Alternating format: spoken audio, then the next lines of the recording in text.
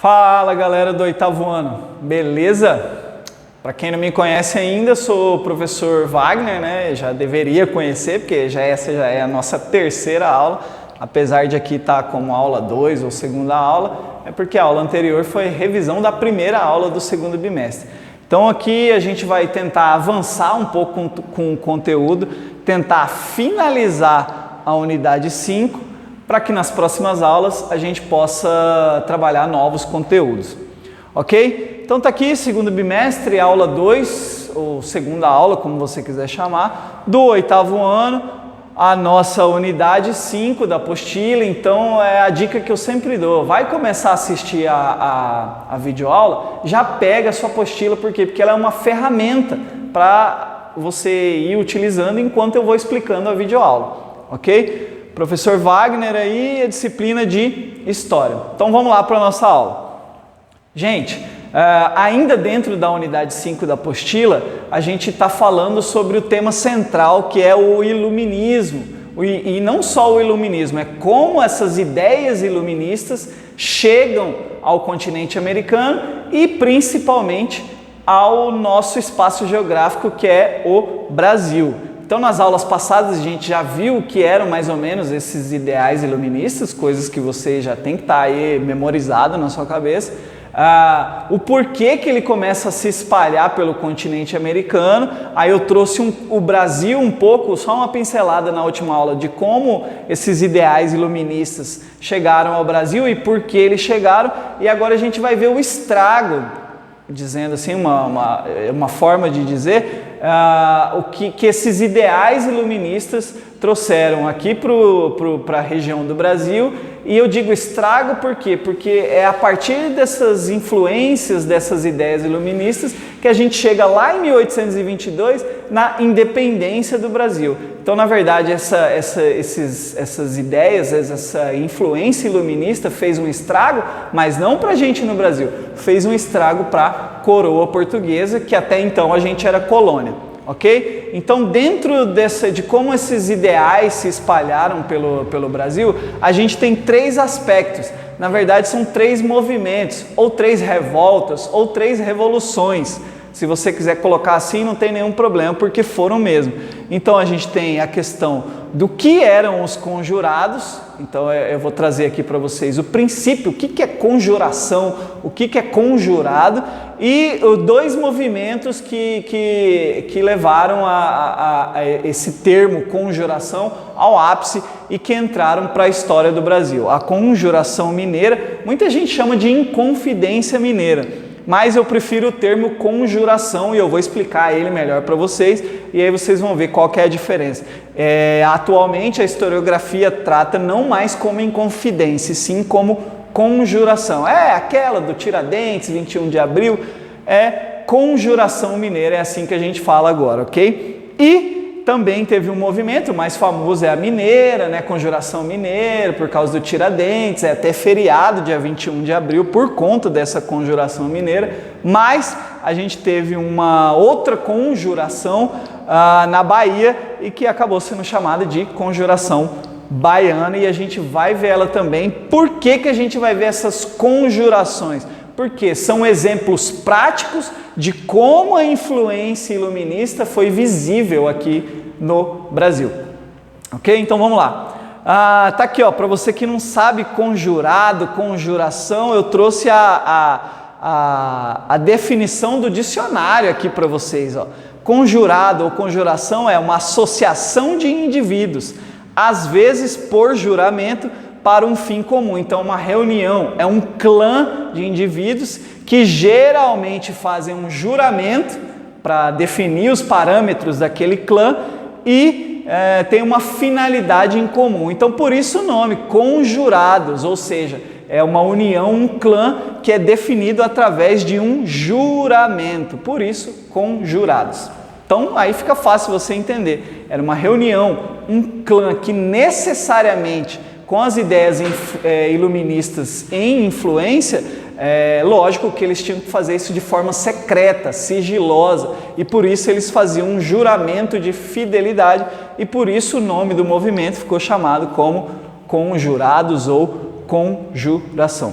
Então, olha lá. os conjurados, quase todos escravocratas, ou seja, donos de escravos, constituíam a elite letrada na colônia brasileira. Opa, se a gente está falando de elite letrada na colônia, lembra lá da aula passada? A gente está falando de uma galera, dos filhos dessa elite, que ia lá para a Europa estudar, porque aqui no Brasil não tinha escolas ainda no século XVIII, eles iam para a Europa estudar, e o que eles aprendiam lá na Europa? Ah, lembrou, né?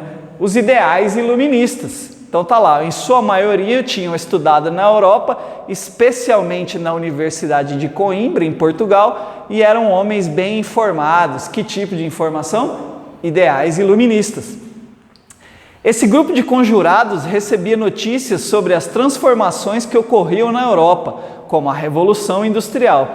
Recebiam também livros e folhetos com as ideias liberais. Lembra que eu falei sobre os princípios iluministas? As ideias liberais estavam dentro delas. Dos principais filósofos franceses da época, Rousseau, Montesquieu e Voltaire. Já falei deles lá na primeira aula do segundo bimestre. Defensores dos ideais de liberdade, igualdade, fraternidade e felicidade. Opa! Ideais iluministas.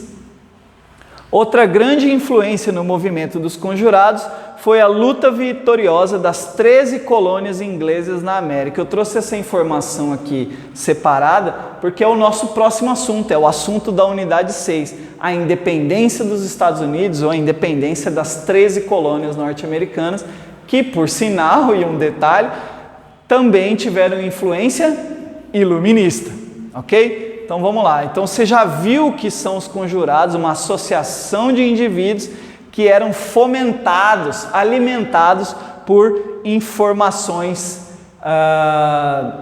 iluministas também, e que acabavam difundindo isso aqui no território brasileiro, à época de Brasil, colônia de Portugal, ok? Então aqui ó, é um assunto tão vasto e tão trabalhado, ele faz parte do imaginário popular, assim como Tiradentes, essas coisas todas, que ele é muito trabalhado de forma imagética. Então tem até quadrinhos aqui ó, dos conjurados no Brasil, eu trouxe para vocês, HQ, né, que se você pode pesquisar na internet, aí você vai achar os HQs completos. Eu só trouxe uma imagem para quem gosta de HQ e quer estudar isso na conjuração mineira, conjuração baiana, tem até HQ para te auxiliar nessas informações. Aqui é basicamente a representação de uma reunião secreta, por isso conjurados, ok? A conjuração mineira ou Inconfidência mineira é a que você mais estuda aí durante a sua trajetória escolar, então eu trouxe ela aqui para que vocês entendam que ela só aconteceu por conta desses ideais, dessa influência iluminista que inclusive atingiu a região de Minas Gerais, que era a mais próspera das capitanias da colônia. Era a mais rica do Brasil, a de Minas Gerais, em razão da extração de ouro, né? A gente já sabe disso. A exploração trouxe uma enorme riqueza e fez Minas Gerais prosperar e crescer. Como ela prosperou e cresceu, atraiu muito mais a atenção da coroa portuguesa. Ou seja, ela acabou controlando mais a capitania de Minas Gerais porque ela gerava muita riqueza. Em 1720, por exemplo, aconteceu a revolta de Vila Rica. Então, como esse lugar do Brasil, essa capitania de Minas Gerais se desenvolveu muito, as pessoas que nasciam ali e eram criadas ali e faziam riquezas ali, já não queriam mais obedecer às denominações de Portugal, e isso foi gerando um clima de revolta dentro da capitania, influenciado pelos ideais iluministas. Os envolvidos com essa revolta, ou seja, com a conjuração mineira, com a Inconfidência mineira, tinham em mente que os impostos cobrados por Portugal eram excessivos, ou seja, essa galera que já estava fazendo dinheiro aqui na capitania de Minas Gerais, já enriquecendo com a extração de ouro, já não queria mais pagar os impostos pesadíssimos que a coroa portuguesa cobrava sobre essa extração do ouro. Isso foi revoltando ainda mais, a ponto de que a Conjuração Mineira foi uma das mais importantes revoltas organizadas contra a coroa portuguesa e mostrou a disposição dos colonos a romper esse laço colonial com Portugal, influenciado pelas ideias iluministas poucos anos depois, foi a vez da Bahia rebelar-se contra o domínio português na Conjuração Baiana. Então eu trouxe aqui 3 imagens que representam aí um pouco dessa Conjuração Mineira. A própria bandeira do estado de Minas Gerais traz conceitos iluministas, liberdade ainda que tardia, ou seja, um conceito fundamental iluminista.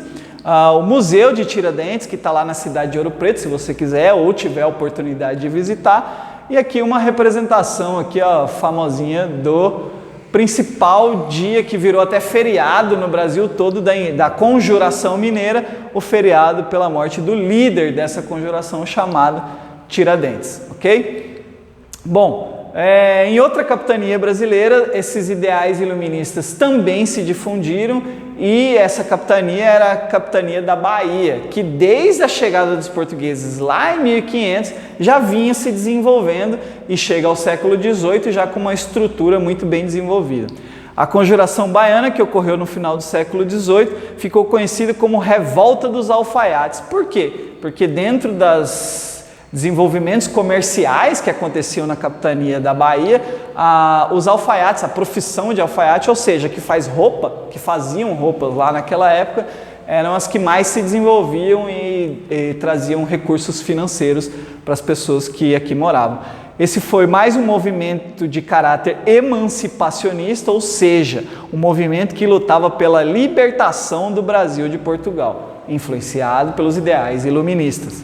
A população em geral não estava nem um pouco satisfeita com o governo vigente, fervilhando com queixas, pois o preço das mercadorias básicas eram elevados. Então, como era uma capitania vinculada ao comércio, a taxação dos impostos sobre o comércio acabou revoltando esses baianos e no dia 18 de agosto de 1798, o movimento estourou. Os membros da revolta estavam distribuindo panfletos, prática iluminista, distribuir panfletos sobre os movimentos em frente às igrejas e às ruas da capitania. Lógico que Portugal reprimiu isso de forma veemente, como havia feito alguns anos antes na capitania de Minas Gerais, inclusive enforcando e espalhando os pedaços de Tiradentes pela capitania. O mesmo exemplo serve para a Conjuração Baiana. O movimento foi altamente reprimido pela coroa portuguesa, ok? Então está aqui Salvador, no começo do século XVIII, uma imagem, capital da Bahia, né? Salvador aqui, um pouco da representação de como era aquele lugar e o tipo de tratamento que eram dados para esses revoltosos iluministas. Não preciso nem dizer o que aconteceu com esse cara aqui da figura, né? Mas eram assim que os líderes foram tratados, inclusive lá em Minas Gerais, o Tiradentes, ok? Com isso a gente finaliza essa influência iluminista na América Latina e no Brasil. Então você viu que esses ideais alimentaram revoltas aqui no Brasil, como a Conjuração Mineira e como a Conjuração Baiana. E como eu falei lá no slide anterior, a gente entra na próxima aula na unidade 6. Aí sim, para falar de como esses ideais iluministas influenciaram a primeira independência da América, que foi nos Estados Unidos, ok? Oitavo ano, trouxe aqui uma sugestão de atividade que está na apostila de vocês, mas eu não quero que vocês façam esse exercício não, eu quero que vocês leiam esse quadrado aqui, ó, tá marcado como cotidiano, interprete o que está sendo falado aqui e faça o que está sendo pedido. Então é uma sugestão de atividades para vocês acompanharem junto com a videoaula, ok? Então é isso, oitavo ano, até a próxima aula, continue se cuidando e da sua família também, ok?